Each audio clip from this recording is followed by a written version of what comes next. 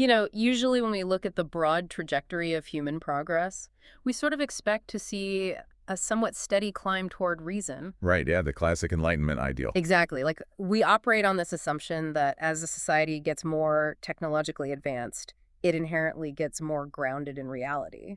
The idea being, the more data we can process, the more clarity we should possess. Right. We like to believe that gravity applies to everything. I mean, not just physical objects, but intellectual concepts too. Sure. But then you step out your front door into our current era, and it feels like someone simply flipped a switch and turned gravity off entirely. It really does. It's disorienting. It is. We are living inside this dizzying, almost hallucinatory contradiction right now. Like, on one hand, you have literal internet jokes currencies featuring pictures of dogs coded as a prank over a weekend that somehow hold tens of billions of dollars in real-world purchasing power.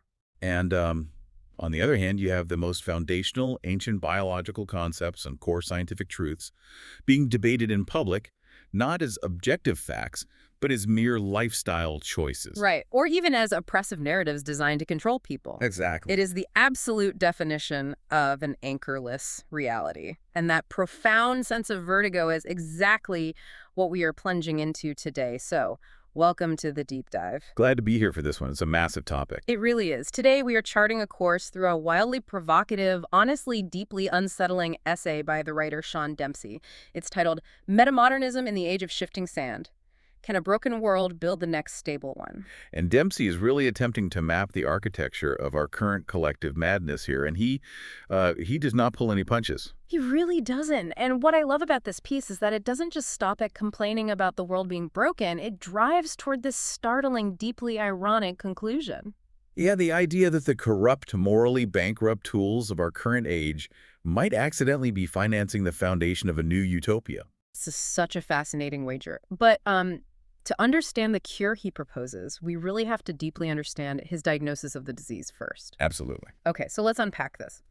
Dempsey starts by diagnosing our current era as an exhausted age. He argues we're living through a massive civilization-wide backlash against the very concept of objective truth. He calls it a metaphysical crisis. Like the modern world simply no longer agrees on what is real. Which, I mean, sounds a bit abstract. It does. It sounds maybe even melodramatic until you look at the mechanics of our daily lives. Right. Dempsey's core argument is that we've fundamentally changed the definitions of foundational words. Well, yeah. He writes, truth is no longer truth, but perspective. Yeah. Morality is no longer morality, but preference. Wow.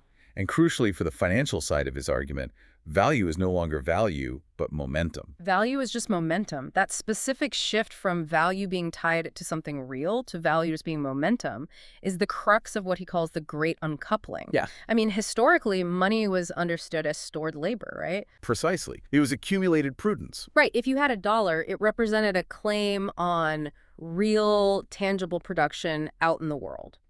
But Dempsey argues it has become a pure symbol now. It's floating above the earth like a weather balloon that's just been entirely cut loose from its string. Yeah. And this manifests in what he calls economic populism. This is essentially, the right-wing uncoupling from reality. And the examples he uses are just staggering when you pause to actually think about the mechanics of them. We mentioned meme coins earlier. Right. Digital assets created openly and explicitly as jokes. Exactly. There is no underlying company, no revenue, no product. The creators will literally go on shows and say, this is a joke. And yet, the market assigns them billions in purchasing power. Billions. But the ultimate example Dempsey gives to prove this metaphysical crisis is a company he refers to simply as strategy in his essay. Right, which is a clear reference to MicroStrategy. Exactly. The transformation of strategy is a perfect distillation of this uncoupling. Here you have what used to be just an ordinary functional software company. They sold data analytics tools. They had a totally normal business model. Right, but over the last few years, it transformed itself into what Dempsey calls a leveraged religious vehicle. A leveraged religious vehicle. That is just an absolutely wild phrase. It is, but let's actually explain the mechanics of what that means for anyone listening. Normally, a company borrows money to build a new factory, right? Or hire 1,000 engineers. Sure, they're borrowing against the promise of future production in the real world. Exactly. But strategy didn't do that. They borrowed billions upon billions of dollars for one single purpose: to relentlessly accumulate Bitcoin. And they did this based on a premise that Dempsey rightly identifies as a prophecy, really, rather than a business plan. The prophecy that Bitcoin will simply go up forever. Right. They are no longer selling the market a product. They are selling a belief system. And the truly crazy part is how the market reacted to it. Borrowing billions to hoard a highly volatile digital asset isn't viewed by the market as sheer madness. No, it's suddenly viewed as visionary corporate governance. And wait, it gets crazier. Dempsey details how the financial world then builds complex products on top of that specific promise. Right. They start offering dividends or yields drawn from the machinery of belief itself. Dempsey writes this incredible line describing it. He says they are generating cash flow from metaphysics. Cash flow from metaphysics, which is just to say the crowd, the internet, retail investors, they declare value into being through sheer collective will. Right. They just decide something is valuable because they all agree to keep buying it. And then legacy institutions like banks and hedge funds, they build formal balance sheets around that pure subjective assertion. I was trying to visualize this while reading, and it's kind of like a $1 trillion sandcastle built right at the very edge of the ocean. That's a great image. Right. And the architects of this sandcastle are holding press conferences, passing laws that declare the tide illegal, all while the water is visibly rushing over their feet. That is a highly accurate way to visualize it. But Dempsey makes it clear that the financial world is merely the most visible symptom of a much deeper rot. Right. The speculative economy is just the culture made visible. Exactly. Which brings us to the other side of the coin, the left-wing uncoupling from reality, focusing on moral relativism. Now, for whoever is listening right now, I really need to step in here with a quick but very strict neutrality disclaimer. Very important, yes. Dempsey leans into some highly charged examples here on both sides of the aisle to illustrate this cultural uncoupling. He points to modern monetary theory, or MMT, which is a framework embraced by real-world economists. Right, he uses that as an example of ignoring the mathematical reality of debt. Exactly. And on the cultural side, to illustrate postmodernism, ignoring biological reality, he specifically calls out wokeism, the emergence of 33 genders instead of 2, and the invention of new pronouns. These are undeniably potent, very sensitive cultural touchstones. They really are. And I want to make it abundantly clear to you, the listener, that we are not here to litigate or endorse either side of these specific political battles. We are not taking sides. Right. Our job today is just to impartially map out Dempsey's architectural argument. Exactly. And his core point is that both sides of the political aisle, the right with its meme populism and the left with its biological and moral relativism, are actively abandoning objective reality in favor of subjective narratives. Yes, we are analyzing the intellectual habit he is pointing out, not judging the specific movements themselves. Because to grasp Dempsey's thesis, you really have to understand the philosophical bridge connecting the financial and the cultural. He argues that postmodernism began as a necessary warning, a warning that power often hides beneath claims of absolute truth. Like the old idea that the king's divine truth is really just the king's convenient way of ensuring he never has to give up the throne. Right. Postmodernism came in and said, hey, let's look at the power dynamics behind that truth. It was a tool for deconstruction. But Dempsey argues it didn't stop there. It ended up teaching millions of people that truth itself is only power wearing a lab coat. Wow. That there is no underlying bedrock reality at all. Everything is just a social construct. So in this framework, biology is treated as an oppressive construct if it refuses to yield to a chosen identity. Moral judgment is labeled as bigotry if it implies any sort of natural hierarchy. Even the mathematical reality of debt, like in MMT, is treated as a flexible narrative rather than an unyielding constraint. Let's actually pause on MMT for a second because it's a perfect example of this. Modern monetary theory essentially argues that a sovereign country that prints its own currency can never really go broke. So deficits don't matter in the traditional sense. Exactly. It treats the national debt the way a teenager treats the gas gauge in a borrowed car, like a vague suggestion rather than a measurement of actual physics. Yeah. Dempsey is saying that treating money printing as a reality-free zone is the exact same intellectual reflex as treating biology as a reality-free zone. Yes. And what is fascinating, as Dempsey points out, is how ancient this specific danger really is. Right, because we think of postmodernism as this new 20th century French philosophical invention. But Dempsey brings in Plato to show that this is actually the oldest threat to civilization. He goes right back to the root. In works like The Republic and Gorgias. In those dialogues, Plato expressed his greatest fear for the future of Athens, and really for any free society. It wasn't tyranny, it wasn't a foreign invasion from Sparta, What was it? it was sophistry. Sophistry. Okay, for anyone listening who hasn't been in a philosophy 101 class in a while, what exactly is the mechanism of sophistry? So in ancient Greece, sophists were professional educators who traveled around teaching rhetoric, the art of persuasion, usually for a hefty fee. Okay. But they didn't care about the truth of an argument. They only cared about winning the argument. Ah. To a philosopher like Plato, truth was an objective reality to be discovered. But to a sophist, truth was just whatever you could convince the crowd to believe on any given Tuesday. So sophistry is basically the triumph of persuasion over reality. Exactly. Plato warned that a society that loses the ability to distinguish appearance from reality, a society that values the storyteller over the truth seeker, will eventually fall under the absolute rule of tyrants. Because if opinion becomes superior to truth, then rhetoric becomes superior to wisdom. Right. The most entertaining explanation defeats the most accurate one. The loudest speaker defeats the most honest one. I mean, you look at our social media feeds today, our political debates, the influencers pumping meme stocks on YouTube. Yeah. Plato was diagnosing 2026 all the way back in ancient Greece. He really was. And Dempsey notes that a modern postmodernist would simply reply to Plato by saying, well, Plato, your objective truth is just another narrative designed to keep you in power. Right. But Plato's concern was precisely that reflex. Once a civilization fundamentally stops believing there is a reality beneath the appearances, everything degrades into pure theater. Politics becomes theater. Yeah. Economics becomes theater. Identity becomes theater. And as Dempsey says, we shouldn't be surprised that our financial markets are behaving theatrically, valuing dog pictures at $50 billion, because they are operating inside a civilization that increasingly treats reality itself as a highly negotiable proposition. Which perfectly transitions us to Dempsey's next major point, because when you describe this sheer madness, when you see people borrowing billions to buy Bitcoin or governments printing trillions with no plan to pay it back, a very common natural reaction is to say, well, just let the market correct itself. Right, the classic free market, hands-off approach. Let people make their own mistakes. But Dempsey explicitly argues that this is the wrong lens entirely for our current crisis. He states point blank, this is not a libertarian critique. No, it's not. And let's really dig into why libertarianism fails to solve or even properly diagnose this specific crisis. Because on the surface, a libertarian analysis sounds perfectly reasonable.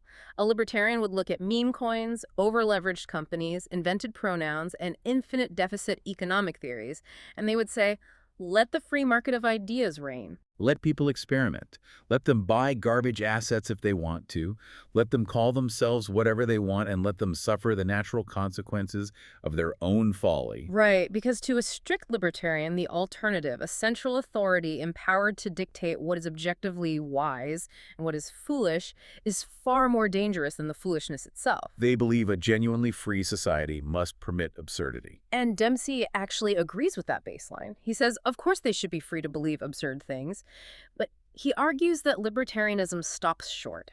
It refuses to ask the deeper, more unsettling question. The deeper question being, why have absurd things become so incredibly plausible to so many people all at once? Right. And why do the massive institutions that used to discipline fantasy, the central banks, the prestigious universities, the legacy media, why do they now amplify the absurdity instead of correcting it? Dempsey has this brilliant framing for it that I think is the key to his whole essay. He says, the libertarian sees liberty, the philosopher sees atmosphere. It is a profound distinction.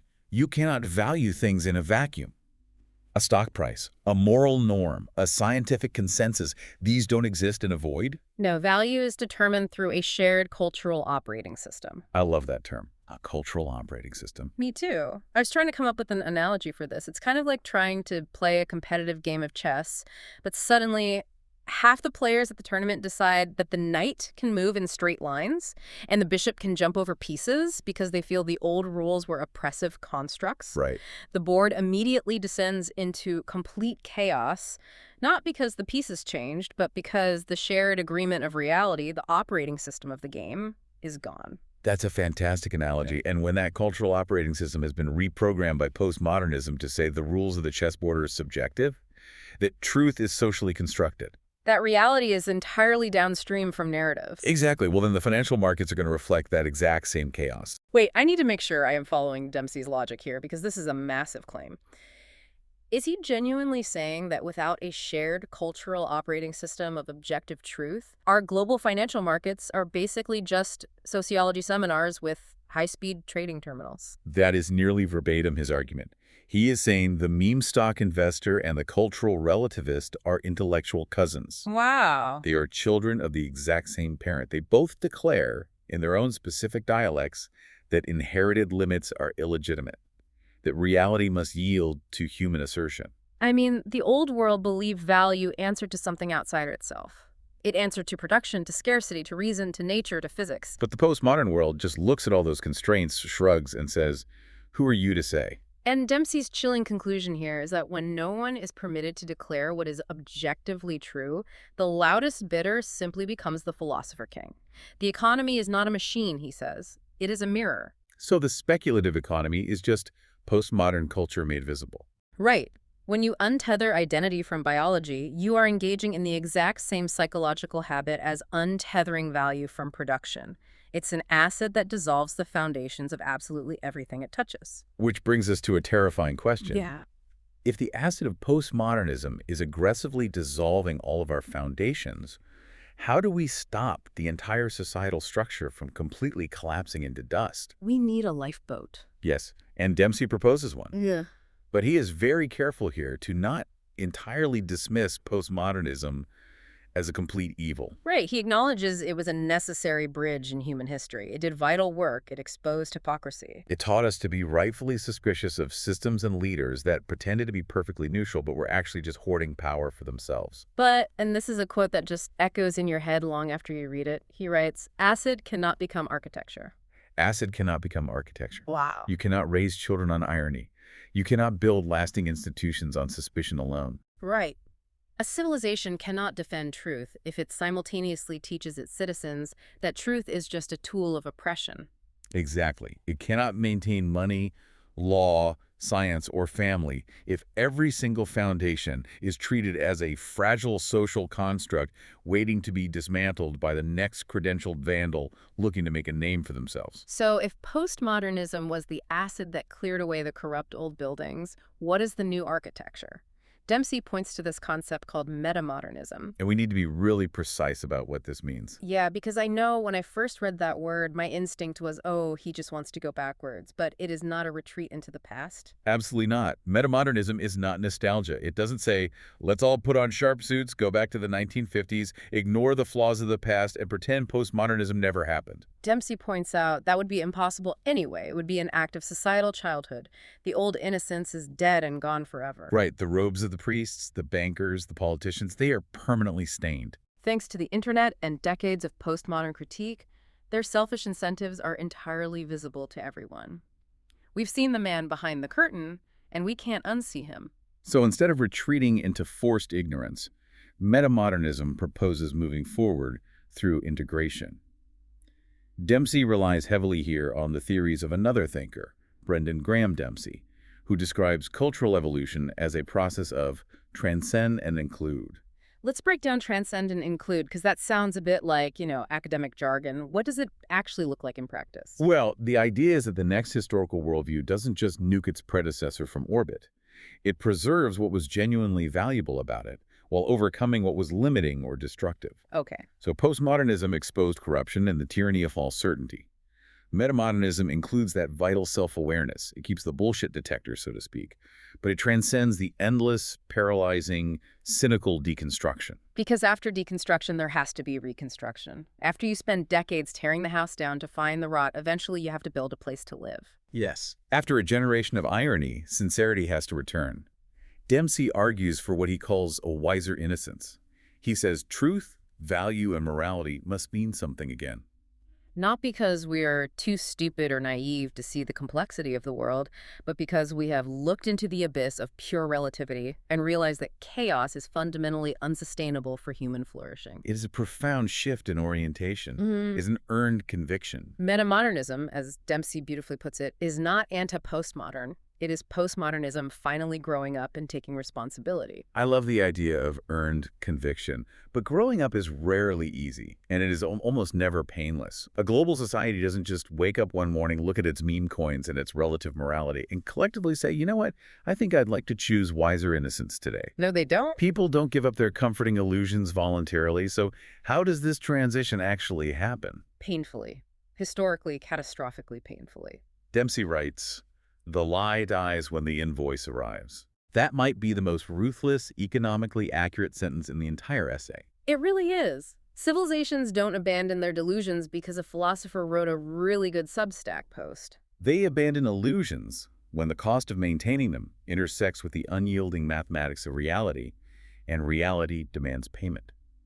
Dempsey predicts a massive, inescapable economic collapse as the primary forcing function for this philosophical shift. Let's look at the mechanics of this coming purge he outlines. He's predicting a brutal reckoning. He says crypto will be violently sorted between utility and fraud. The US dollar itself will be humiliated by inflation and debt. Ponzi-like corporate structures. He specifically references companies that borrow against the belief of permanent appreciation, like our earlier example of strategy. They will be completely destabilized when the momentum stops. The overarching theme is that the modern cult of infinite liquidity is going to hit the immovable wall of physical and mathematical scarcity. And to prove this isn't just some fringe doomsday prophecy, Dempsey leans heavily on historical precedent. History is absolutely replete with these exact types of reckonings. I want to spend some real time on this history, walk us through those precedents. Because it's easy to think our current madness is unique, but it's really just a new flavor of an old human habit. It really is. Yeah. Consider the tulip mania in the Dutch Republic in the 1630s, where people were trading the price of a mansion for a single tulip bulb. Or the South Sea Bubble in the 1720s. Oh, the South Sea Bubble is wild. That was a company granted a monopoly to trade in South America, right? Yes. And people got so caught up in the speculative frenzy that they were investing in spin-off companies that literally refused to state what their business model even was. One was advertised as a company for carrying out an undertaking of great advantage, but nobody to know what it is. And people threw money at it. It's unbelievable. And then you have the railway manias of the 19th century in Britain, the dot-com bubble of the late 90s, the 2008 housing crisis. The parallels to today are striking, but what is the underlying mechanism that connects them all? They are structurally identical in their life cycle. Every single speculative era begins with a genuine, mathematically valid insight. Right. The internet was actually going to change the world. Mortgages were generally reliable investments for decades. Cryptography and decentralized ledgers do offer genuinely novel coordination mechanisms. But then human nature takes over. The original genuine insight gets extended to entirely unreasonable, feverish limits. Yes, the eventual crash is almost never the failure of the original idea. The internet didn't fail. Railroads didn't fail. The crash is the failure of the exaggeration. Exactly. Arithmetic eventually defeats enthusiasm. As Dempsey notes, the dot-com bubble ended because generating eyeballs and internet traffic was easy, but generating sustainable, profitable business models was incredibly hard. Right. The housing bubble ended because debt, no matter how many times you slice it, repackage it, insure it, and rename it a collateralized debt obligation, it remains debt. Someone eventually has to pay it back. Debt remains debt. Reality has an undefeated record.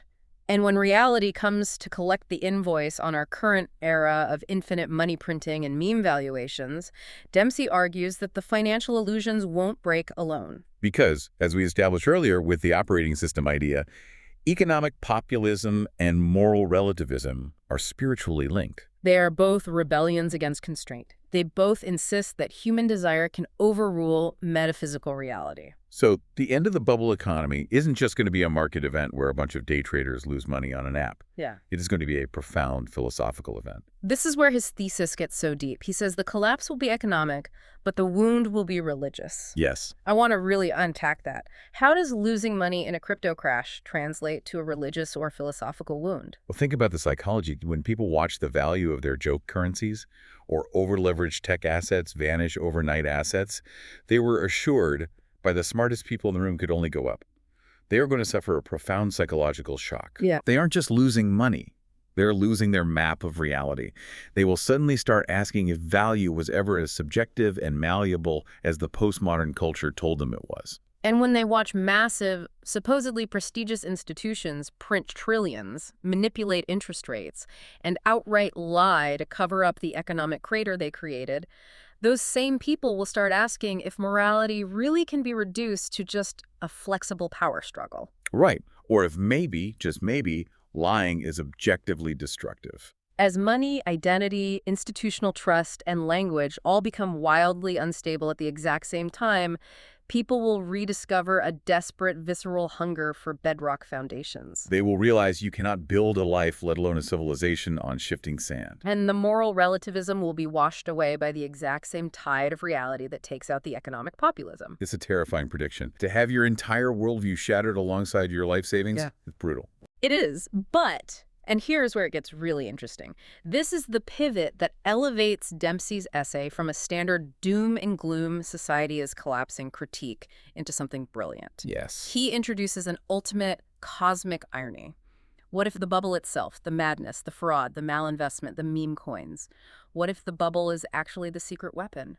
This brings us to the grand irony at the heart of the deep dive. The idea that the absurd is actively mechanically funding the stable is the core, deeply startling twist of Dempsey's entire worldview. He argues that the speculative fervor, the cheap bubble economy money, and all the moral confusion of our postmodern world are currently pouring billions upon billions of dollars into the exact technologies that will ultimately prop up the new, stable, metamodern system. The corrupt, diseased tools of the postmodern parents are unknowingly financing the utopia of their children. It is so wildly ironic. Let me use an analogy from recent history that I think perfectly captures this. Think about the dot-com bubble. That era gave us the absolute absurdity of pets.com. Oh yeah, the sock puppet. Right.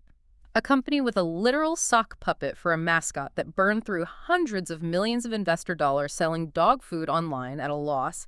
It was peak financial delusion. Absolutely. But that same speculative mania, that same insane rush of venture capital desperately chasing the internet trend, also paid to lay down millions of miles of massive underwater fiber optic cables. Ah. When Pets.com went bankrupt, the cables didn't disappear, they stayed in the ground.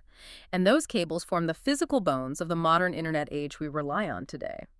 The temporary insanity funded the permanent infrastructure. And Dempsey argues we are seeing the exact same phenomenon right now, just on a much larger scale. Yeah. Mispriced capital, fraudulently promoted systems, and sheer speculative mania are currently funding massive leaps in artificial intelligence, decentralized ledgers, zero-point energy systems, and robotics. Much of it is garbage. Many of the founders are charlatans. But some of the technology will be incredibly real, and it will survive the coming crash.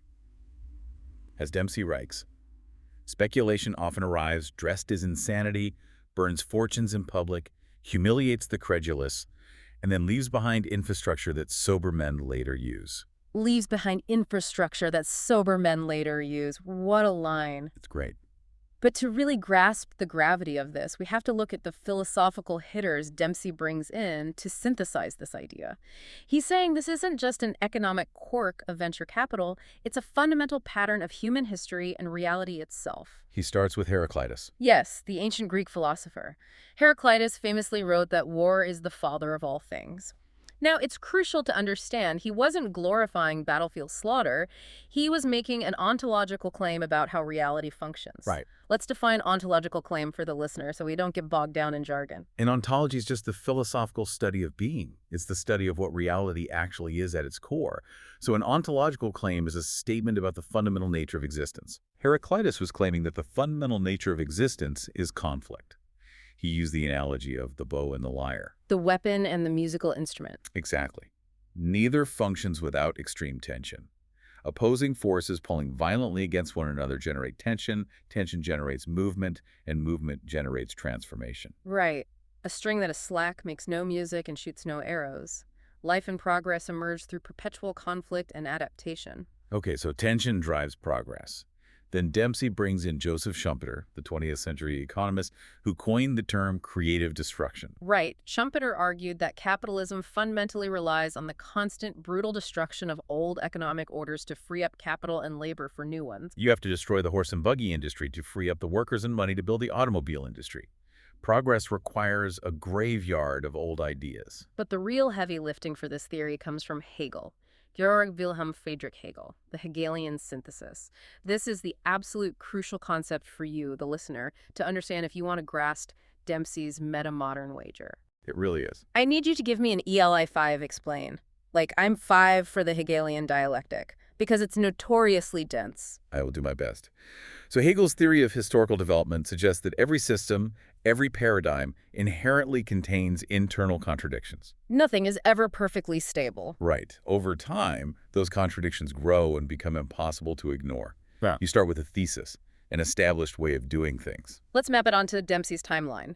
The thesis would be the modern era of objective certainty. The Enlightenment era, science, reason, clear rules. Exactly. But that era had contradictions. It often marginalized people. It hid power dynamics behind science. It was rigid. Those contradictions eventually spawn an antithesis, The direct reaction against the thesis. which would be our current era, the postmodern era of radical skepticism, deconstruction, and relative truth. Yes. The thesis and antithesis clash. The extreme tension Heraclitus talked about. They clash violently in culture, in politics, in markets. But, and this is the key to Hegel, the resulting conflict doesn't just result in mutual destruction. It generates a synthesis. The friction of the contradictions creates the exact conditions necessary for a new, higher, more complex order to emerge. The synthesis resolves the contradictions of the past while preserving the essential truths of both. So Dempsey is taking Hegel and applying it directly to our current moment. The speculative excesses, the meme coins, the absolute metaphysical madness of postmodern culture, these are generating the exact contradictions necessary to force humanity to move beyond postmodernism. We had to go through the absurdity to build the tension required for the next era of seriousness.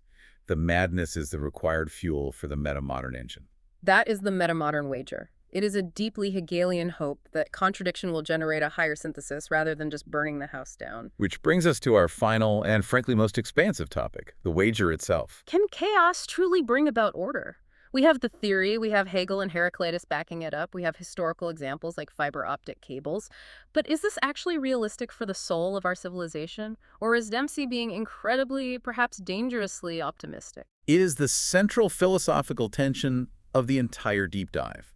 Can a massively broken, morally bankrupt, over-leveraged system really build a stable, metamodern utopia? Does the Hegelian synthesis always happen? Does the tension always produce music? Or does the string sometimes just snap? I struggle with this part too. It feels almost too neat. To answer that skepticism, Dempsey brings in a philosopher who serves as a massive stop sign to Hegelian optimism, Friedrich Nietzsche. Nietzsche enters this essay, as Dempsey wonderfully phrases it, like an unwelcome house guest. Because Nietzsche looked at the trajectory of history and did not see a guaranteed upward curve of progress. We all know the famous Nietzsche quote, "God is dead." It's printed on 1,000,000 edgy t-shirts. But Dempsey points out that people often deeply misunderstand what Nietzsche meant by that. Right, it wasn't celebration. It wasn't Nietzsche cheering on the end of organized religion. Not at all. It was a terrifying, apocalyptic warning about nihilism. Nietzsche saw that the old foundations of Western civilization, the religious, moral, and metaphysical certainties, were disappearing under the weight of Enlightenment rationality and scientific skepticism. But his terror was rooted in the question, what will replace them? And his deepest fear was that the answer was nothing. Precisely. The death of old truths doesn't automatically guarantee the birth of higher, wiser truths. It might just produce a void, a society completely untethered from any meaning whatsoever. Nihilism. And this is the strongest objection to Dempsey's entire metamodern hope. Let me play devil's advocate against Dempsey for a moment based on this. What if postmodernism collapses under its own absurd weight, the bubble bursts, the invoice arrives, and nothing replaces it? Right. What if the Hegelian synthesis fails, and we aren't left with a wiser innocence, but just ruins? Dempsey confronts this nightmare scenario head-on. He acknowledges that chaos does not automatically become order. Sometimes chaos just becomes barbarism. Sometimes decadence becomes collapse, and nothing more. The Roman Empire, as he notes, did not experience a Hegelian synthesis into a higher form of consciousness when it collapsed. It just fell. The aqueducts broke, the libraries burned, the trade routes dissolved, and it became ruins for centuries. And let's apply that specific terror to the technology that the postmodern bubble is currently funding. Dempsey says artificial intelligence could be a tool for truth-seeking and civilizational repair.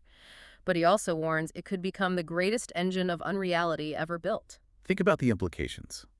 What happens if a society that already believes truth is highly subjective?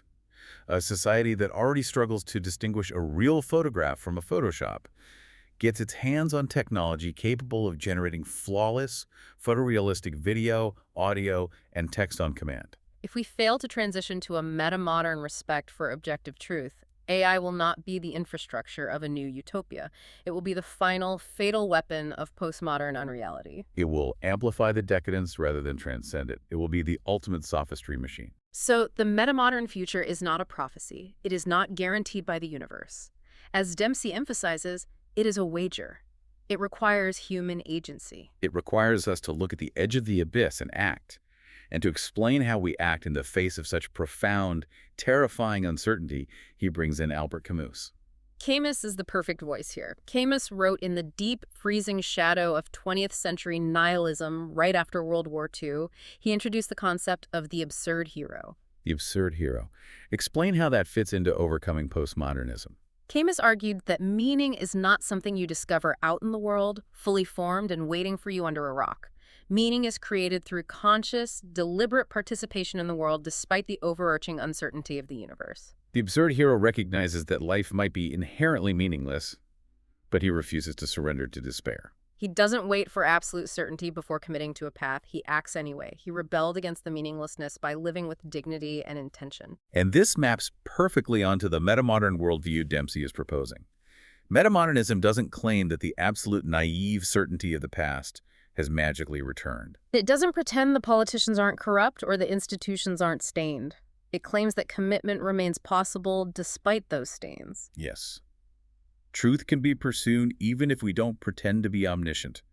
Morality can be defended even if we acknowledge we aren't perfect. Meaning can be chosen and built without it simply being dismissed as an arbitrary social construct. It's an active daily choice, and it's going to be incredibly messy. Dempsey quotes Marcus Aurelius, the Stoic emperor, "The obstacle becomes the way." Civilization has never been pure. That's a myth we tell ourselves to feel better. Medieval cathedrals weren't built by perfect saints. They were built by flawed, greedy men. Railroads weren't laid down by angels. The internet wasn't built by monks. It was built by military contractors and opportunistic venture capitalists. Civilization, as Dempsey beautifully states, is always mud reaching toward heaven. The fact that the corrupt, diseased, broken tools of the postmodern parents are building the metamodern future isn't a glitch in the matrix. No, it is the historical norm. It is the crooked, muddy road to achievement. If we connect this to the bigger picture, The true shift, the actual transition into metamodernism that will save us from the abyss, isn't going to be technological. we won't be saved by a marginally better AI model or a new crypto consensus mechanism or a slightly different monetary policy from the Federal Reserve. No, the shift has to happen in the soul of the culture. The soul of the culture goes back to that cultural operating system. Exactly. Yeah. We as a collective society have to consciously decide that truth is fundamentally better than narrative. We have to decide that actual tangible value is better than speculative praise momentum. That grounded morality is better than whatever the current online fashion dictates. And that reality, the cold, hard physics of the universe, is not some oppressive fascist imposition to be deconstructed, but the absolute necessary bedrock upon which any sane, functioning, joyful life depends. And that leads me to ask you, the listener, the ultimate question Dempsey leaves us with: are we willing to become worthy of order? Because if we aren't, Yeah. if we just want to keep playing in the postmodern sandbox of relative truth, endless irony, and meme valuations because it's easier. Well, as Dempsey warns, the ocean comes in, the shifting sand dissolves, and the castle inevitably returns to the sea. It is a profound, unavoidable challenge to the individual. The speculative bubble may build the technological bridge. The Hegelian contradiction may generate the necessary synthesis. But we still have to choose to walk across it. Exactly. What an incredible sweeping journey Sean Dempsey has taken us on today. Let's do a quick distillation of the massive territory we've covered. Good idea. We started by looking at the great uncoupling, how our society has aggressively severed the ties between truth and reality, value and production. We explored how both economic populism on the right, valuing jokes at billions, and moral relativism on the left, decoupling identity from biology, are symptoms of the exact same metaphysical disease. We then saw how a purely libertarian let-it-burn approach fails to address the poisoned cultural atmosphere. The the underlying operating system that makes these absurdities plausible to the masses in the first place. We looked at the metamodern lifeboat, the absolute necessity of moving past the endless corrosive acid of postmodern deconstruction to rebuild with a wiser innocence. We face the brutal reality of the coming purge, knowing that civilizations only abandon their expensive delusions when the invoice finally arrives, and that the resulting economic collapse will inflict a deep religious wound on the culture. And finally, we grappled with the grand Hegelian irony at the center of it all. The deeply unsettling yet strangely hopeful idea that our current societal madness, the speculative bubbles, the fraud, the moral confusion, might just be the messy, corrupt construction site required for a stable metamodern future. It is a framework that makes you look at every headline, every stock market swing, and every cultural debate in an entirely different light. It explains the vertigo. But I want to leave you with a final lingering thought, something to mull over as you step back out into the shifting sands of the real world. A provocation for the road. Exactly. The entire meta-modern wager Dempsey lays out relies on one core assumption about human nature, that humanity, when pushed to the absolute brink, will still fundamentally desire truth over comfort. Right. It assumes that the pain of the collapsing bubble will force us to hunger for bedrock reality. But we are rapidly entering a world where artificial intelligence will soon be able to generate any reality, any personalized narrative, and any digital comfort we desire on demand flawlessly. So the question is, what happens to the metamodern wager if technology makes the illusion so perfect and the comfort so absolute that the mud simply forgets there is a heaven entirely? That is a chilling possibility to consider. Thank you so much for joining us on this deep dive. Keep questioning the narratives, keep looking for the bedrock, and keep examining the reality around you.